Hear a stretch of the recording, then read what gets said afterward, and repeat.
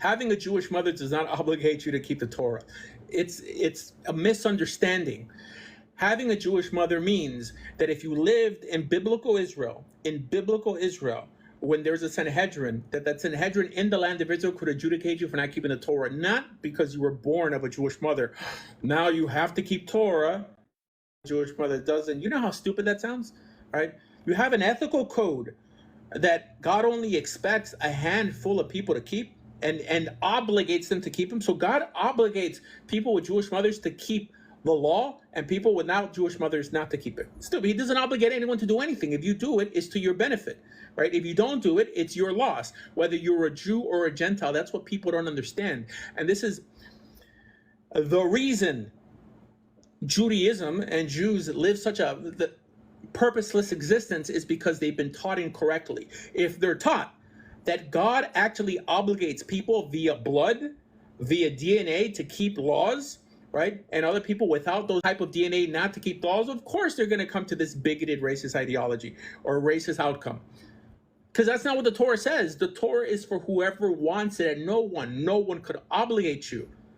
Even your great-great-great-great-grandfather, because he accepted Torah Mount Sinai, that doesn't obligate you to keep the Torah. You have to come to a point in your life when you decide, I'm going to either accept this Torah into my life, I'm going to buy into this covenant. It's the first time, or whether you're continuing the line. But it's not that you're obligated because your mother did something. That's unethical. Right? Jews will make fun of Christians all day long, saying, well, you can't die for someone else's sins, right? You can't die. It sounds stupid that someone should die for your sins, or that you could benefit because of what someone else did for you. You're benefiting off of Jesus's, or you're making fun of people who claim to benefit off of the death of Jesus. You are claiming to benefit because of the decision made by your great-great-grandparents at Mount Sinai. One is vicarious forgiveness and atonement, and the other is vicarious merit. It's stupid. There's the notion of anything being done vicariously in your behalf that you're benefiting from some sort of spiritual perspective is stupid. I get it. If you're a Rothschild, right?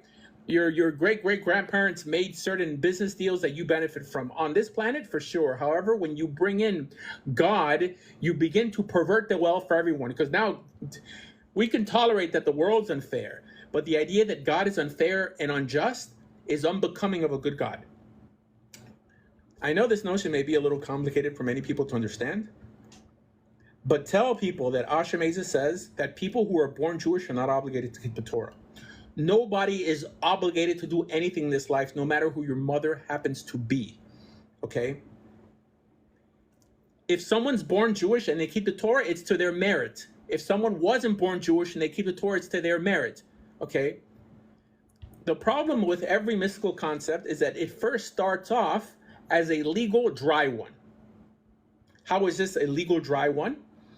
Because yes, if the rabbis decided, the Sanhedrin decided that if your mother happens to be a Hebrew, a religious Jewish person, and yes, that term was used interchangeably, and you happen to live in the land of Israel when there was a temple, a priesthood, a Sanhedrin, the job of the Sanhedrin was to establish checks and balances so that Israel could progress in a uniform manner.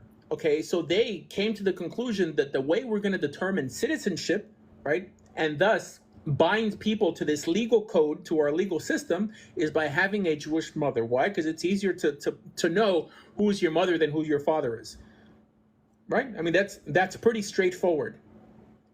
Which meant that if you had a Jewish mother living in biblical Israel with the Sanhedrin, that Sanhedrin will adjudicate you for breaking laws, the laws on the books in the land of Israel.